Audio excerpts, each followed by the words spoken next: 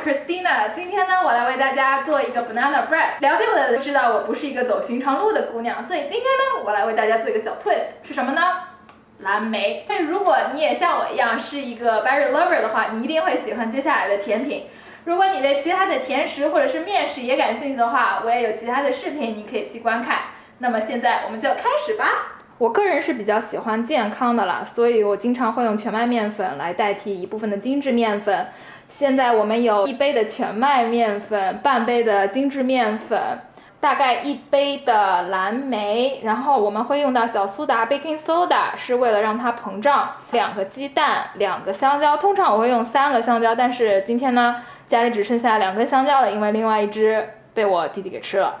然后我们还会用到 vanilla extract， 我推荐大家如果有资源的话，还是最好用 organic， 因为会更加健康一点。我们不会缺少的是白糖，然后还有肉桂粉。我现在家里用的是家里的普通盐，如果你有 kosher salt 的话，我也会把conversion 会列出来给大家看。家里现在我们用的是 avocado oil， 你也可以用 canola oil， 你如果用 olive oil 那是更好的了。第一步，我们要把香蕉碾成泥，最好用非常非常熟的棕颜色的香蕉，这样能够更好的能够软化它，形成我们的泥状。香蕉最好不要选太生的，要不然就很难形成泥状，而且吃就会有疙瘩疙瘩，一粒一粒的。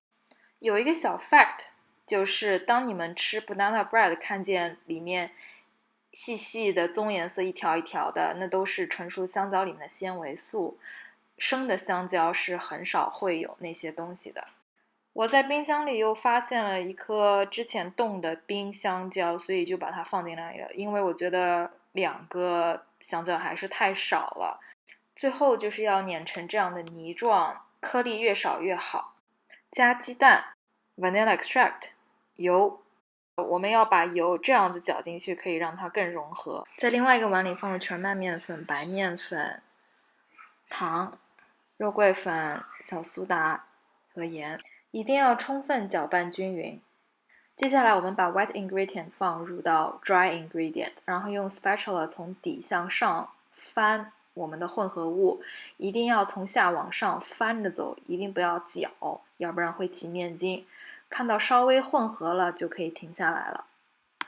最后我们把蓝莓放入，还是一样从下往上把蓝莓给翻到我们的面团里面。接下来我们就把它装在不粘盘里面，然后用 spatula 把它表面平滑一下。喜欢 Nutella 的话，我们可以放一点 Nutella 在表面上拉一点花。今天我是第一次这样画椭圆形，我觉得还是挺简单的，你就这样按照原地画圈，然后叉子稍微进入到混合物里面，然后往后一拉，这个 Nutella 就很好被拉开来了。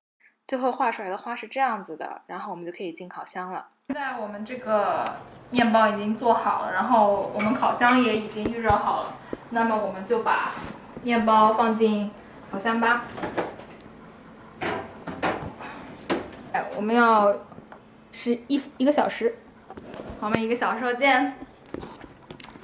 现在我们1个小时也到了，然后我们来看看面包怎么样吧。哇，这个味道真的2楼都闻到的超级香。你看这个蓝莓都已经爆浆了，然后上面的 Nutella 也非常好。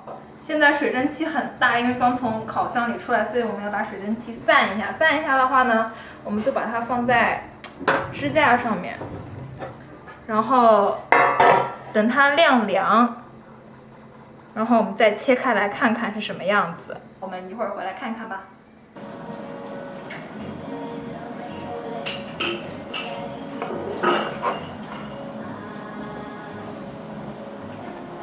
来，让我们尝尝看。天哪，好 moist！ 我最喜欢这种特别湿的 banana bread。哦，真的是太好吃了。